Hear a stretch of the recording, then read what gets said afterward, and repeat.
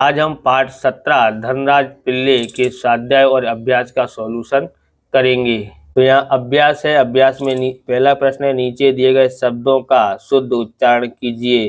पहला है शोहरत, फिर दूसरा है जुझारू, फिर यह तीसरा है साक्षात्कार, फिर चौथा है तोहफा, फिर पांचवा है प्रतिष्ठित और फिर है उम्मीद। ओके, दूसरा प्रश्न है, निम्नलिखित प्रश्नों के उत्तर दीजिए। पहला है, धनराज पिल्ले किस खेल के सुप्रसिद्ध खिलाड़ी हैं? तो हॉकी के हैं।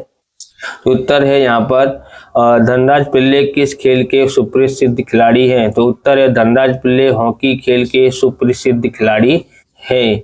दूसरा है, यह साक्षात्कार कब लिया गया था? उत्तर है, यह साक्षात्कार पिल्ले की 35 वर्ष के होने पर लिया गया था। तीसरा है, बचपन में धनराज देखने में कैसे थे? उत्तर है, बचपन में धनराज देखने में दुबले पतले और छोटे बच्चे जैसा चेहरा था। चौथा है यहाँ पर, परिवार के में धनराज सबसे अधिक किसके करीब थे? तो परिवार में धनराज सबसे अधिक माँ के करीब थे। पांचवा है, साक्षात्कार अर्थात क्या? उत्तर है, साक्षात्कार अर्थात आमने सामने मिलकर बातचीत करना, इंटरव्यू जिसको हम लोग बोलते हैं। अभी आप इस प्रकार के वीडियो देखना चाहते हैं तो डिस्क्रिप्शन में आपको प्लेलिस्ट की लिंक मिल जाएगी, जिसमें आपको हिंदी का और सामाजिक विज्ञान का सॉल्यूशन मिल जाएगा, दूसरे विषयों का भी सॉल्यूशन मिल जाएगा अगर आपका कॉमेंट आता है तो। ओके, इसलिए लाइक शेयर और कमेंट भी करते रहें और वहाँ पर डिस्क्रिप्शन में जाके आप दूसरे वीडियो देख सकते हैं। यहाँ पर देखते हैं स्वाध्याय है। स्वाध्याय का देखते हैं यहाँ पर।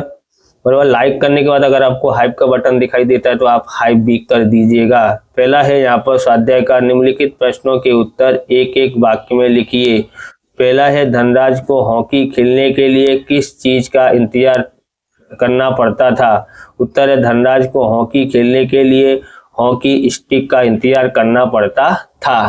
अब देखते हैं यहाँ पर, धनराज की शिक्षा दीक्षा कैसी रही? तो धनराज पढ़ाई में एकदम फिसड्डी यानी कमजोर थे, किसी तरह 10वीं तक पहुंचे, वे आगे नहीं पढ़ पाए। यानी कि पढ़ाई में वो बहुत ही कमजोर थे, फिसड्डी थे यानी बहुत कमजोर थे, यानी किसी तरह से ऐसे तैसे पहुंच के वो 10वीं तक पहुंचे, लेकिन 10वीं से आगे वो पढ़ पाए नहीं, क्योंकि खेल और पढ़ाई दोनों अलग चीज हो जाती है कि अगर खेल में बढ़ना है तो पढ़ाई छोड़नी पड़ती है, पढ़ाई में आगे बढ़ना है तो खेल छोड़ना पड़ता है।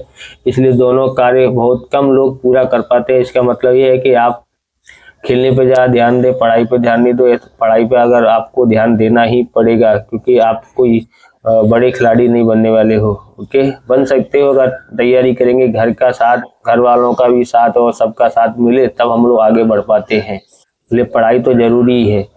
धनराज पिल्ले से यह साक्षात्कार किसने और कब लिया? तो उत्तर है, धनराज पिल्ले जब 35 वर्ष के हो गए तब यह साक्षात्कार विनीता पांडे ने लिया था। बराबर, किसने इंटरव्यू लिया था, यानी कब लिया था, कितनी उम्र की हो गए थे? तो धनराज पिल्ले जो है 35 वर्ष के हो गए थे और इनका इंटरव्यू किसने लिया था? विनीता पांडे ने लिया। ओके, चौथा है, धनराज पिल्ले के जीवन से क्या शिक्षा मिलती है? उत्तर है, गरीब परिवार से निकलकर कड़ी मेहनत, संघर्ष और समर्पण के बल पर सफलता हासिल करना धनराज पिल्ले के जीवन की मुख्य शिक्षा है। यानी कि वो गरीब परिवार के होते हुए भी, तो आप भी गरीब परिवार के हैं, परिवार के होते हुए भी उन्होंने कड़ी मेहनत की, संघर्ष किया, समर्पण दिया और समर्पण के बल पर सफलता उन्होंने हासिल की हॉकी के खेल में। बराबर, तो धनराज पिल्ले ने की जीवन की ये मुख्य हमारे लिए क्या है? शिक्षा है। ओके, आगे देखते हैं। निम्नलिखित प्रश्नों के उत्तर 2-3 वाक्यों में लिखिए। पहला है, धनराज का प्रारंभिक खेल जीवन कैसा रहा? उत्तर है, धनराज के दोनों बड़े भाई हॉकी खेलते थे। उनके पहले ही से ये दोनों बड़े भाई जो थे हॉकी खेलते थे, उनके चलते धनराज को हॉकी का शौक हुआ और ये बड़े भाई को देखा देखी उनको शौक हो गया खेलने का। बराबर, लेकिन हॉकी स्टिक खरीदने के लिए रुपए नहीं थे, यानी जिससे खेलना है वही, यानी हॉकी से खेलने के लिए उनके पास थे नहीं, हॉकी स्टिक थी नहीं। इसलिए धनराज अपने साथी यों की स्टिक उधार मांग के खेलते थे, यानी कि कोई अगर खेलना बंद कर दिया तो उनकी स्टिक लेकर के वो खेलते थे। वह भी तब मिलती थी जब वे खेल चुके होते हैं। कब मिलती थी? जब वो लोग खेल चुके होते हैं, थक चुके होते हैं, तब उनको मिलती थी। धनराज को पहली स्टिक तब मिली जब बड़े भाई को भारतीय कैंप के लिए चुन लिया गया था, और भारतीय कैंप से बुलाया लिया गया था, तब उनको पहली स्टिक मिली थी, हॉकी स्टिक जिसको बोलते हैं। ओके, बड़े भाई ने पुरानी स्टिक धनराज को दी थी। उसके बड़े भाई के पास जो स्टिक थी बराबर वो पुरानी हो चुकी थी, वही उन्होंने धनराज को खेलने के लिए दी थी, तब जाके उनको पहली स्टिक मिली थी। धनराज ने अपनी जूनियर राष्ट्रीय हॉकी सन 1985 में मणिपुर में खेली थी, यानी जूनियर हॉकी जो थी उन्होंने 1985 में खेली थी मणिपुर के अंदर। तब वे 16 वर्ष के थे। कितने वर्ष के थे? 16 वर्ष के। 1986 में धनराज सीनियर टीम में शामिल हुए। फिर वो सीनियर टीम में शामिल हुए कब? 1986 में। एक साल के अंदर ही सीनियर टीम में वो शामिल हो गए।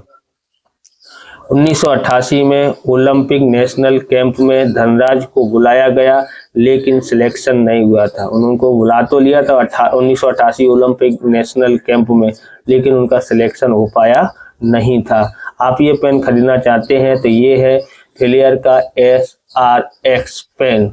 बहुत ही शानदार है, बहुत अच्छी राइटिंग आती है। इसकी जो ग्रिप है जो ना, देखो त्रिकोण आकार की ग्रिप है, जिससे है ना पकड़ने में बहुत ही आसान होता है और लिखने में भी शानदार चलता है।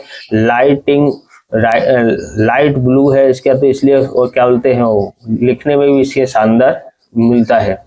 बिल्ड क्वालिटी भी इसकी अच्छी है, तो देखोगे पूरी तरह से तो पकड़ने में शानदार होता है, इसलिए इससे राइटिंग भी अच्छी आती है और तेजी से लिखा जा सकता है। तो आप इसको खरीदना चाहते हैं तो डिस्क्रिप्शन में लिंक दी है, वहां से आप इसको खरीद सकते हैं, और वीडियो के नीचे और डिस्क्रिप्शन में भी मिल जाएगी लिंक। दूसरा है धनराज की पहली कार कौन सी थी और उन्हें कैसे मिली?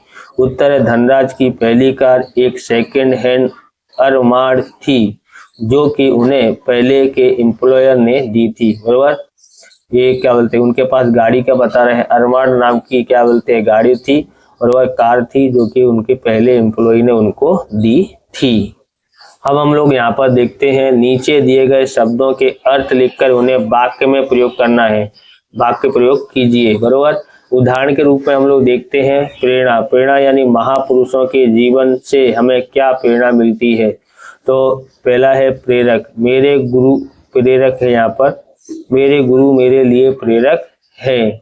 संभव, इसका वाक्य प्रयोग है हमारे पास, हमें सफलता प्राप्त करने के लिए हर संभव प्रयास करना चाहिए। तीसरा है यहाँ पर उत्साह। उत्साह में का वाक्य बनाना हो तो क्या बनेंगे? हमें अपनी पढ़ाई उत्साह पूर्वक करनी चाहिए। कैसी पढ़ाई करनी चाहिए? हमें अपनी पढ़ाई उत्साह पूर्वक करनी चाहिए।